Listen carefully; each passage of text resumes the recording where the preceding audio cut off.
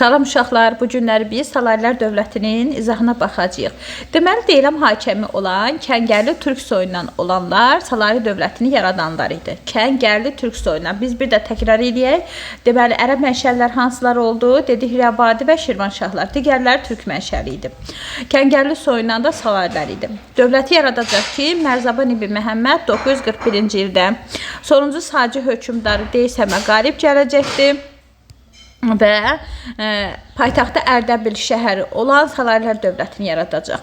Mərzaban ibn Məhəmmədin dövründə 941-dən 957-ci ilə qədər Azərbaycan şimal-qərb torpaqları idi. Şirvanşahlar dövlətidir, Şərqi Gürcüstandır, aslı vəziyyətə salınıb Dərbənd ələ keçiriləcək. Yəni uşaqlar, Azərbaycan vahid dövlət halında birləşmişdi. İlk dəfə Azərbaycanı etnik dövlət olaraq vahid halda birləşdirən Sacidir. Salarilər də Azərbaycanı vahid dövlət halında birləşdiribdi.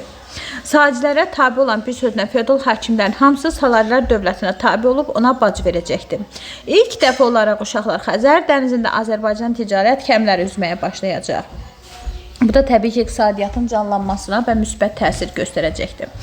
Azərbaycan yaxın və orta şərqdə iqtisadi, hərbi siyasi rolu artmış olacaq. Ölkə daxilində çəkişmələrə son qoyulacaqdır. Ancaq ki, burada bir Bərdə faciəsi baş verəcək 944-cü ildə.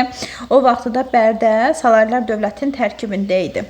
Mərzaban ibn Məhəmməd hazırlaşıb gəlir ki, Bərdənin harayına çatsın, ancaq xəbər gələcək ki, paytaxt təhlükədədir.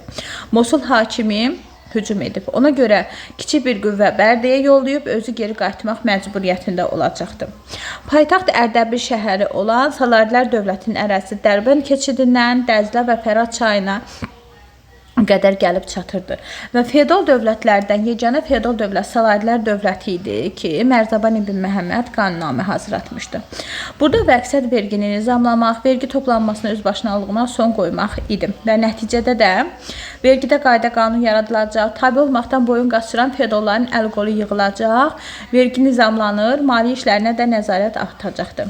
Və Mərzaban ibn Məhəmməd deməli aşağıdakı vergilər toplayırdı. Torpaq və əmlak vergisi var idi və xərac var idi ki, buna asılı ölkələrdən illik alınırdı. Salari qoşununu da muzlu süvari və piyadalardan ibarət idi. Muzlular idi, yəni pulla alırdılar.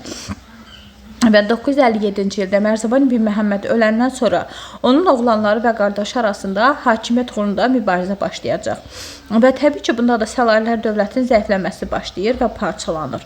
İbrahim ibn Mərzabanın hakimiyyəti dövründə 962-981-ci ildə səltənətin əvvəlki şöhrətini bərpa etmək cəhdləri heç bir nəticə verməyəcək. Məziyyətlər Şirvanşahlar dövləti Dərbənd idi, Gəncə vilayətləri idi ki, Salarilər dövlətinin tərkibindən çıxacaqdır.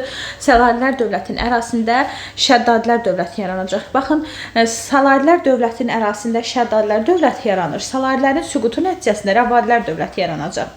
Bir sözlə 10-cu əsrin 60-70-ci illərində feodal haram müharibələri hərçməsi Salarilər dövlətinin süqutunu sürətləndiriləcək və 981-ci ildə Salarilər dövləti süqut edəcəkdir. Uşaqlar, dərsimiz bu qədər qısa bir dərs idi.